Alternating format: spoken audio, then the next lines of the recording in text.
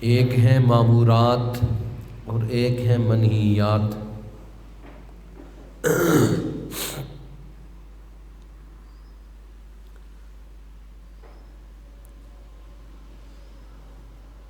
مامورات کا مطلب ہے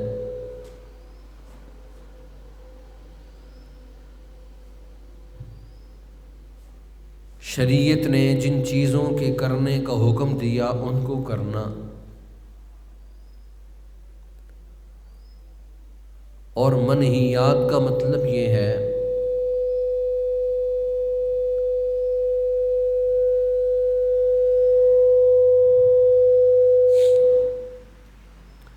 کہ شریعت نے جن چیزوں سے روکا ان سے رک جانا۔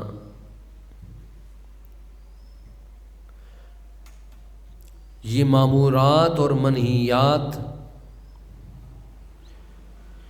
یہ دین کے دو ایسے شعبے ہیں،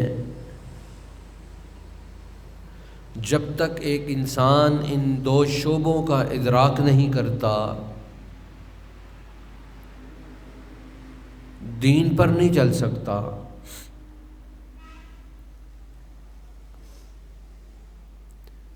جیسا کہ آپ کسی ملک میں جائیں تو وہاں کے قوانین ان کی بھی دو نوعیتیں ہیں۔ ہر ملک کا قانون آپ کے سامنے دو چیزوں کو رکھے گا کہ آپ نے یہ کام کرنے ہیں اور یہ کام نہیں کرنے۔ جو کرنے والے کام ہیں اگر آپ ان کو کریں گے تو وہاں کا قانون آپ کی حوصلہ افزائی کرے گا،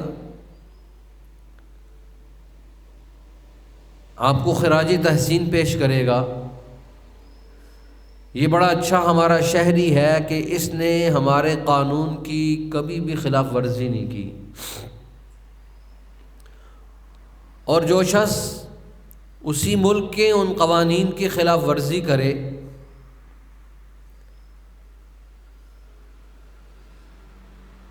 جس کام سے وہاں کے قانون نے ان کو روکا ہے وہ رکنے کے بجائے وہی کام کرے تو زیر عقاب ہو جائے گا۔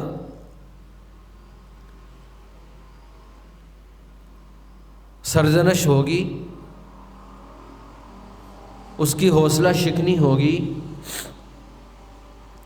اور اس کو یہ بتایا جائے گا کہ آپ نے یہ کام غلط کیا جس کی یہ سزا ہے۔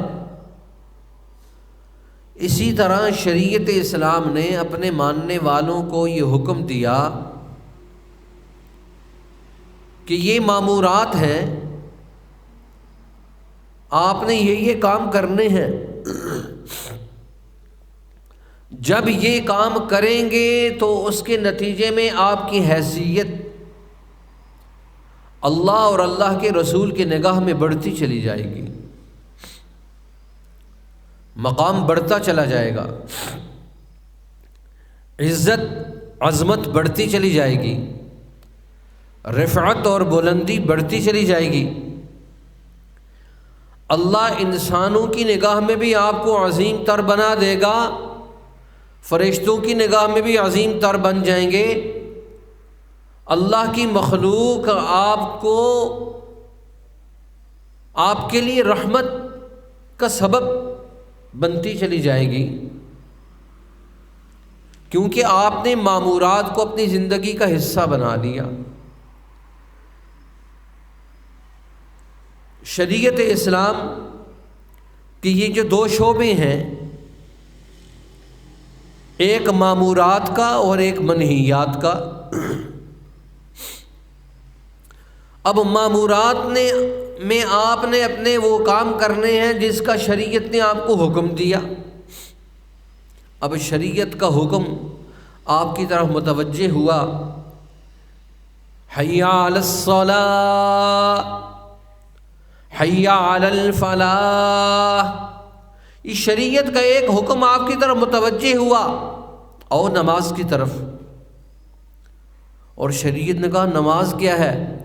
حی علی الفلاح، او کامیابی کی طرف۔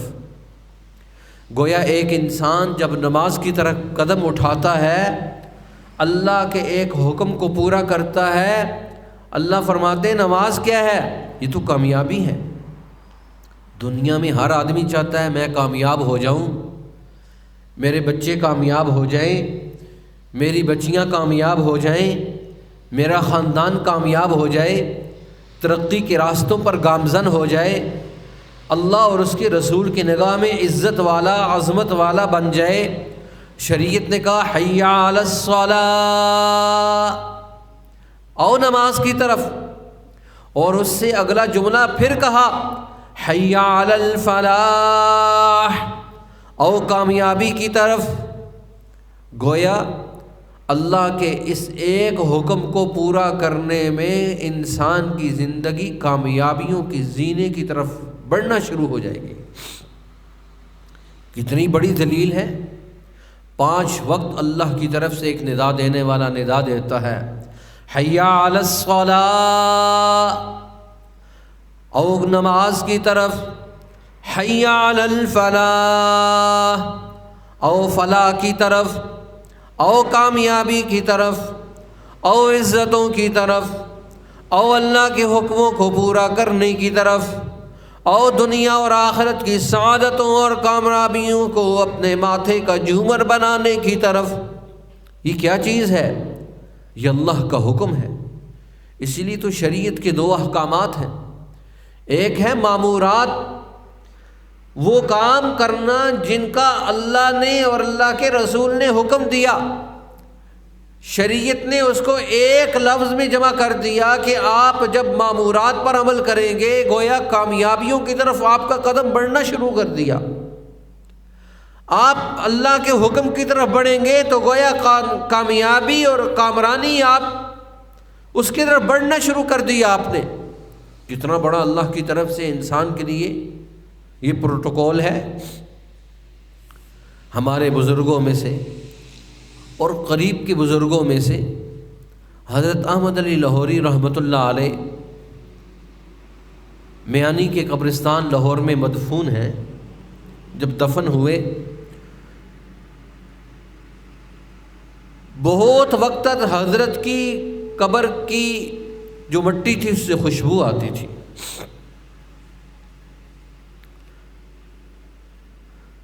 کافی وقت کے بعد ان کے خلفاء یا ان کے مریدین میں سے کسی عالم کو، کسی اللہ والے کو خواب میں آئے تو پوچھا حضرت اللہ نے آپ کے ساتھ کیا معاملہ فرمایا؟ اللہ اکبر! حضرت نے جواب دیا اللہ نے مجھے جب بلایا، مجھے کہا کہ تم ڈرتے ہو، تو حضرت لاہوری کا عجیب انداز تھا کہ وہ ہر وقت خشیت، اللہ کا ڈر اور خوف ان کے جسم پر طاری رہتا۔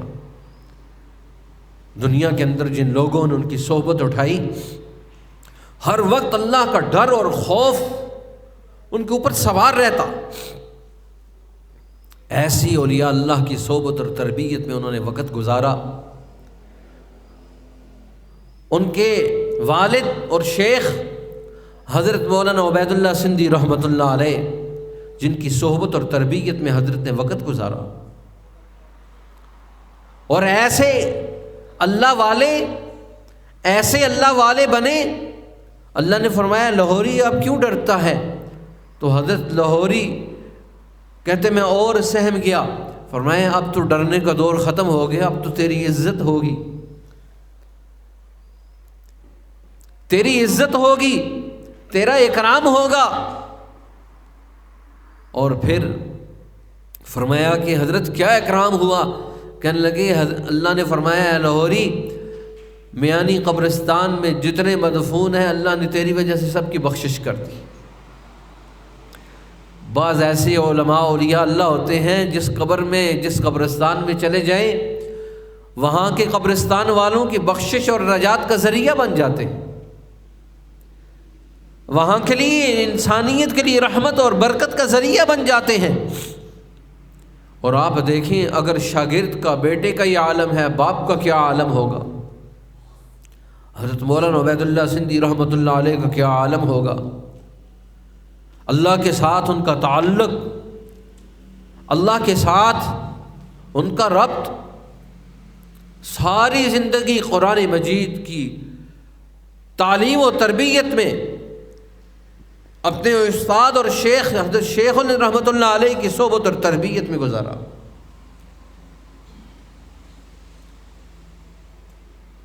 اور ساری زندگی جلاوطنی کی گزار دی اور کردار ادا کیا۔ یہ اولیاء اللہ کی صحبت اور تربیت ہے۔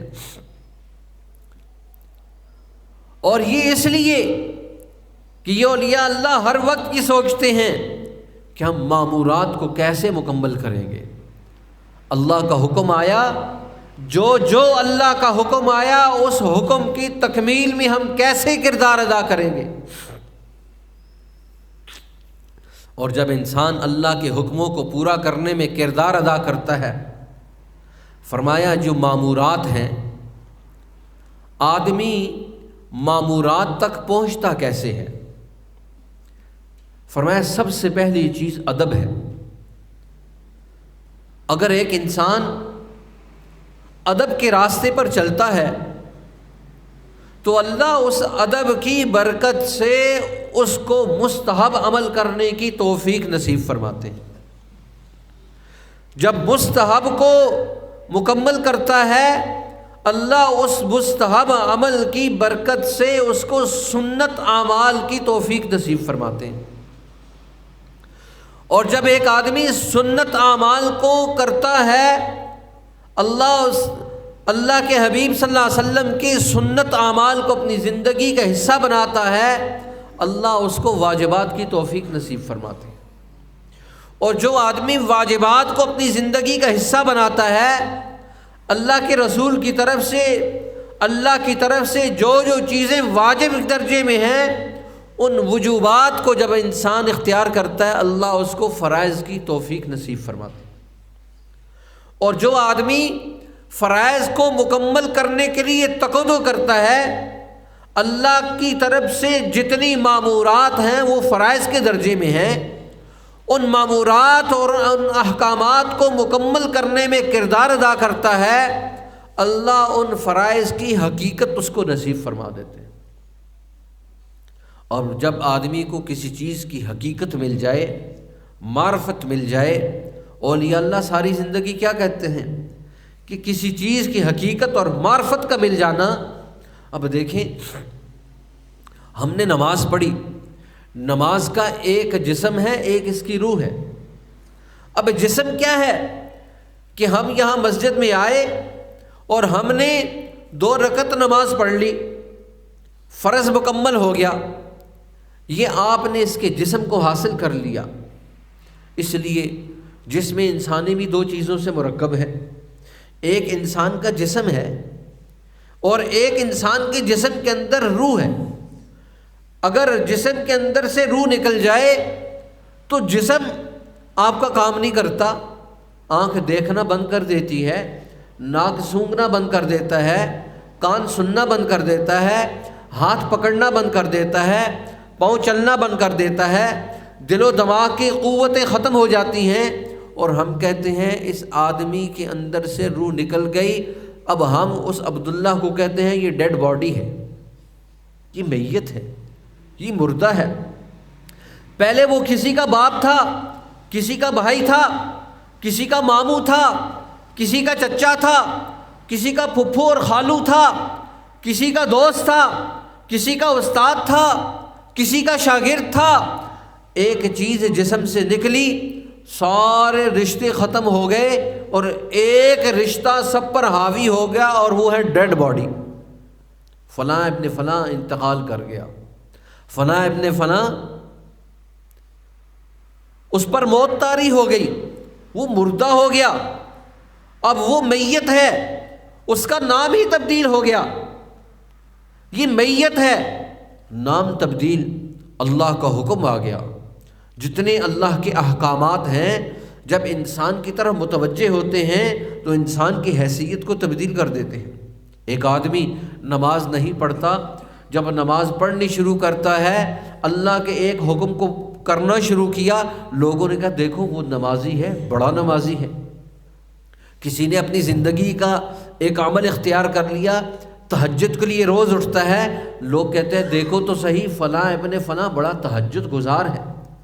جو ہی اللہ کا حکم آیا، اس نے اللہ کے اس حکم کو پورا کرنے کی کوشش شروع کر دی، اللہ کے ہاں اس کا مقام مرتبہ بننا شروع ہوا، نتیجے کے طور پر لوگوں نے اس کا نام ہی وہ رکھ دیا، یہ نمازی آ رہا ہے، یہ تہجد گزار آ رہا ہے، یہ انسانوں کا خیر خواہ آ رہا ہے، یہ بڑا صابر آدمی ہے، یہ بڑا شکر کرنے والا ہے، یہ بڑا ہی حج کرنے والا آدمی آ گیا، یہ حاجی آ رہا ہے، یہ عمرے ادا کرنے والا آ رہا ہے، یہ زکوٰۃ دینے والا آ رہا ہے، یہ سخی آ رہا ہے۔ یہ کیا چیز ہے؟ یہ وہ اعمال ہیں جو اس نے مامورات کی شکل میں ان کو اپنے جسم پر نافذ کیا، اللہ کے ہاں اس کا مقام ہی تبدیل ہو گیا، مرتبہ ہی تبدیل ہو گیا۔ اس لیے شریعت کے احکامات یعنی مامورات کو، احکامات کو عمل میں لانے کے بعد اللہ کی نگاہ میں، اللہ کے رسول کی نگاہ میں، فرشتوں کی نگاہ میں، مومنین کی نگاہ میں اس انسان کا ایک مقام مرتبہ ہے، ایک مرتبہ بنتا ہے، اس کو ایک گریڈ نصیب ہوتا ہے۔ جیسے ایک آدمی دنیاوی اعتبار سے پہلے میں 5ویں اسکیل میں تھا، جب محنت کی تو 6 میں چلا گیا، اور محنت کی تو 10ویں میں چلا گیا، اور محنت کی تو جو ہے نا 15ویں میں چلا گیا۔ اب ہر محنت پر اس کو ایک ایک اسکیل بڑھتا چلا گیا۔ اسی طرح اس کو یہ اسکیل کیوں ملا؟ اس نے مامورات پر عمل کیا، یعنی کہ جو اس ادارے کے قواعد اور ضوابط تھے، اس ادارے کے قواعد اور ضوابط کی روشنی میں اس نے اپنے جسم کو مشقت میں ڈالا، اور ہر مشقت کے بعد اس کو ایک پھول لگتا چلا گیا، ہر مشقت کے بعد اس کو ایک سکیل لگتا چلا گیا، ہر محنت کے بعد اس کے لیے ایک جو نا جی اس کا ایک مرتبہ اور مقام انسانوں کی نگاہ میں بڑھتا چلا گیا۔ اسی طرح جب انسان اللہ کے مامورات کو اپنی زندگی کا حصہ بناتا ہے، منہیات یعنی وہ کام جن سے اللہ اور اس کے رسول نے منع کیا اس سے رک جاتا ہے، یہی تو دین کی 2 شعبے ہیں، یہی تو دین کی 2 شعبے ہیں کہ اللہ کے احکامات کو پورا کرنا اور اللہ کے حبیب صلی اللہ علیہ وسلم کے اعمال کو پورا کرنا۔ اللہ اور اس کے حبیب صلی اللہ علیہ وسلم نے جن چیزوں سے منع کیا ان سے رک جانا، در حقیقت یہی تو منہیات ہیں، یہی تو وہ اعمال ہیں جس سے جب انسان رکتا ہے اللہ کے ہاں اس کا ایک مقام بنتا ہے، اللہ کے ہاں اس کی ایک حیثیت بنتی ہے۔ اس لیے اس کو یہ گریڈ ملتا ہے۔ جو آدمی جتنا تہجد کی طرف بڑھتا چلا جاتا ہے، احکامات کو پورا کرنے کی طرف بڑھتا چلا جاتا ہے، تو اللہ اس کو ایک گریڈ دیتے ہیں، اور وہ گریڈ کیا ہے؟ اللہ فرماتے ہیں یہ میرا ولی بن گیا، یہ تہجد نہیں چھوڑتا، یہ ذکر نہیں چھوڑتا، یہ قرآن مجید کی تلاوت نہیں چھوڑتا۔ کیوں نہیں چھوڑتا؟ اب دیکھیں، میں آپ کے سامنے عرض کر رہا تھا، حضرت لاہوری رحمۃ اللہ علیہ جب دنیا سے گئے، قبرستان میں گئے، میانی کے قبرستان میں دفن ہوئے، اللہ کے حضور پیش ہوئے، اللہ نے فرمایا لاہوری تو مجھ سے بڑا ڈرتا تھا، تو مجھ سے بڑا ڈرتا تھا، آج کیوں ڈر رہا ہے؟ آج اکرام ہوگا، عزت ہوگی۔ اور فرمایا جس کو خواب میں آئے، فرمایا کیا عزت ہوگی؟ کیا عزت کی اللہ نے؟ فرمایا پورے قبرستان والوں کی میرے ذریعے سے اللہ نے بخشش کر دی۔ کتنا گریڈ ملا؟ یہ گریڈ کیوں ملا؟ یہ عظمت کیوں ملی؟ یہ عزت کیوں ملی؟ اللہ کے حکموں کو دنیا میں یعنی مامورات کو پورا کیا اور منہیات سے اپنے آپ کو بچایا۔ اللہ کے وہ احکامات جن کی بنیاد پر اللہ نے حکم دیا یہ کرنا ہے، اللہ کا ولی کرنا شروع کر دیتا ہے، پھر دیکھتا نہیں یہ کیا ہے، یہ کیوں ہے، میں کیوں کر رہا ہوں، وہ کہتا ہے میں نے یہ کرنا ہے، میں نے اس حکم کو پورا کرنا ہے۔ اسی لیے اولیاء اللہ نے لکھا ہے جب آدمی فرائض کی تکمیل چاہتا ہے تو سب سے پہلی چیز جو ہے وہ ادب ہے۔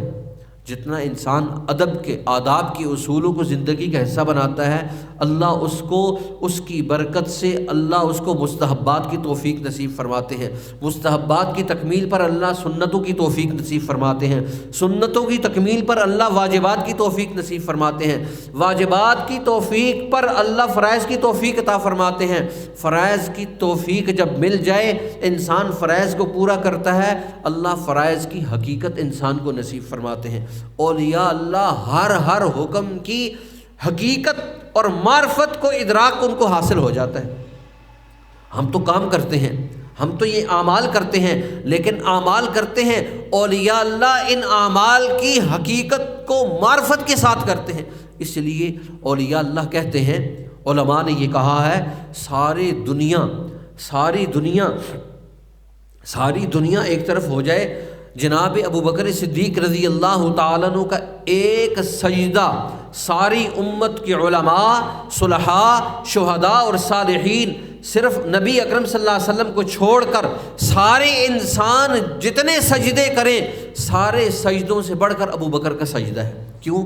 معرفت پر مبنی سجدہ ہے، معرفت پر مبنی سجدہ ہے، حقیقت پر مبنی سجدہ ہے، اور سارے دنیا صدیق کے قلب کی طرح ہو جائے، حضور کے ایک سجدے کو نہیں پہنچ سکتے، حضور کے ایک سجدے کو نہیں پہنچ سکتے۔ اس لیے جب انسان احکامات الہیہ پر عمل کرتا ہے، حقیقت کو جان کر عمل کرتا ہے، تو پھر اس کو لطف آتا ہے۔ اسی لیے تو حضرت عمر رضی اللہ تعالیٰ نے ایک دفعہ کہا، ابو بکر سودا کر لیتے ہیں۔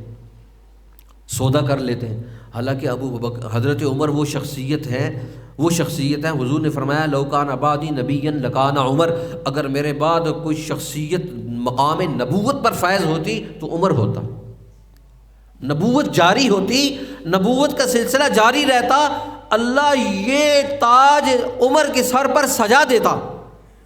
لیکن انا آخر الانبیاء لا نبی بعدی، میں آخری نبی ہوں، میرے بعد کوئی نبی اور رسول نہیں آئے گا، جو بھی ہوگا کذاب اور جھوٹا ہوگا، اس کا نبوت کے علم کے ساتھ، نبوت کے منصب اور مقام کے ساتھ کوئی تعلق نہیں ہوگا۔ حضرت عمر حضرت ابو بکر کے ساتھ دلائل کی بنیاد پر سودا کرتے ہیں، کہتے ہیں ابو بکر آپ میری زندگی کی ساری اعمال صالحہ کو لے لیں، میرے جہاد کو، میرے فرائض کو، میرے جتنے اعمال ہیں لے لیں، اور مجھے صرف آپ اپنی زندگی کی ایک دن اور ایک رات دے دیں۔ اب دیکھیں ابو بکر کی زندگی کا ایک دن اور ایک رات کتنا قیمتی ہے، حضرت عمر اس کو سمجھتے ہیں۔ اب وہاں پر ان کے ساتھ کہتے ہیں، آپ میری زندگی کا ایک ایک عمل لے لیں، ایک ایک چیز لے لیں، مجھے صرف اپنی زندگی کی ایک رات اور ایک دن دے دیں۔ کیوں؟ ان کو پتہ تھا حضرت ابوبکر صدیق کی زندگی کا ایک ایک لحظہ، ایک ایک لمحہ کتنا قیمتی، ایک ایک لحظہ۔ کیوں؟ ساری زندگی مامورات کو پورا کرنے میں گزر گئی، ساری زندگی منہیات سے رکنے میں گزر گئی، اللہ نے جو حکم دیا اس کو پورا کرنے میں گزر گئی، اللہ نے جتنے احکامات سے روکا اس میں رکنے میں گزر گئی، ساری زندگی ایسی گزری۔ اور دیکھیں جب اللہ کے ہاں ان کا یہ مقام اور مرتبہ ہے، یہ مقام اور مرتبہ کیوں پیدا ہوا؟ اس لیے کہ مامورات کو پورا کیا، منہیات سے رکے، اور امت کو بھی یہ تعلیم دی تم نے بھی اپنی زندگی کے مامورات۔ اب دیکھیں جب آدمی مامورات کو پورا کرتا ہے تو میں نے آپ کے سامنے اس کی 6 چیزیں رکھیں، اور منہیات سے کیسے روکے گا۔ اب دیکھیں شریعت نے کہا کہ آپ نے شراب حرام کر دی، شراب حرام کر دی۔ اب دیکھیں حرام اس لیے کی کہ شراب کے اندر نشہ ہے، شراب کے اندر نشہ ہے، لیکن اگر ایک آدمی ایک قطرہ شراب کا منہ میں ڈالے تو وہ اس کو نشہ نہیں آئے گا، ایک قطرے سے نشہ نہیں ہوگا، لیکن جتنا ایک گھونٹ اور ایک جام حرام ہے اتنا ہی شراب کا قطرہ بھی حرام ہے، پیشاب کا ایک قطرہ بھی اتنا ہی حرام ہے جتنا پورا پیشاب حرام ہے، شراب کا ایک قطرہ بھی اتنا ہی حرام ہے جتنا شراب کا پورا جام اور یا پوری بوتل حرام ہے۔ شریعت نے ایک قطرے کو حرام کر کے در حقیقت روکا کہ ایک قطرے سے نشہ نہیں ہوگا، ایک قطرے سے نشہ نہیں ہوگا، لیکن حرمت کے اعتبار سے ایک قطرہ اور ایک ڈرم برابر ہیں۔ کیوں؟ کہ انسان جب منہیات کے راستے پہ چلتا ہے تو سب سے پہلے سد ذرائع کے طور پر شریعت نے روکا ہر وہ عمل جس کی بنیاد پڑتی ہے، جیسے شریعت نے کہا کہ آپ نے ولا تقربوا الزنا، زنا نہیں کرنا، لیکن شریعت نے زنا سے پہلے کہا کسی غیر محرم کی طرف نظر اٹھا کے نہیں دیکھنا۔ اب وہ زنا اس لیے فرمایا زنا العین، آنکھ کا زنا بھی ہے، کان کا زنا بھی ہے۔ آنکھ کا زنا کیا ہے؟ کسی غیر محرم کی طرف دیکھنا۔ کان کا زنا کیا ہے؟ کسی غیر محرم کی باتوں کو، ان کی ان خلوت کی چیزوں کو سننا، سمجھنا۔ فرمایا یہ بھی گناہ ہے۔ کیوں گناہ ہے؟ شریعت نے آنکھ کے گناہ سے روکا، در حقیقت اسی قطرے کی طرح جتنا غیر محرم کی طرف نظر اٹھا کر دیکھنا زنا کی علامت ہے، اتنا ہی وہ عمل کرنا بھی زنا کی علامت ہے۔ تو دونوں برابر ہو گئے۔ فرمایا جب ایک انسان اس درجے میں روکتا ہے، اللہ اس کو منہیات سے روک دیتا ہے، یعنی گناہ کبیرہ سے انسان رکنا شروع ہو جاتا ہے۔ اس لیے فرمایا جب آدمی گناہ صغیرہ کرتا ہے اور اس کے دل میں گناہ صغیرہ کی نفرت ہی ختم ہو جائے، نفرت ہی ختم ہو جائے، فرمایا اس کا نتیجہ یہ نکلتا ہے کہ وہ انسان آہستہ آہستہ گناہ کبیرہ کی طرف نکلنا شروع ہو جاتا ہے۔ اللہ ہمیں گناہ صغیرہ سے بھی بچنے کی توفیق نصیب فرمائے، گناہ کبیرہ سے بھی بچنے کی توفیق نصیب فرمائے، اور شریعت نے یہ جو احکامات ہمیں بتائے ہیں، معمورات اور منہیات، ان کو سمجھ کر اپنی زندگی میں تبدیلی لانے کی توفیق نصیب فرمائے۔ وآخر دعوانا الحمدللہ۔